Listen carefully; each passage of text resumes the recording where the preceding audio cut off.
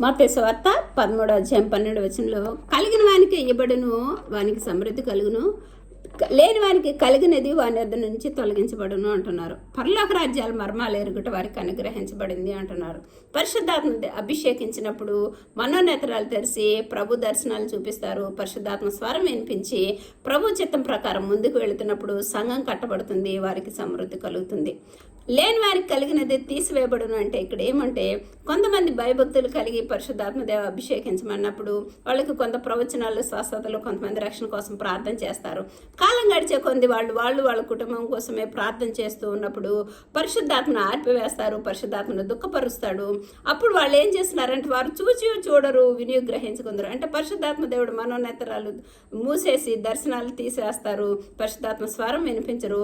అప్పుడు వాళ్ళు ఎవరి కోసం విజ్ఞాపన చేస్తారు, వాళ్ళని తీసివేస్తాడనమాట. అందుకని ఇక్కడ పరిశుద్ధాత్మను దుఃఖపరచకూడదు.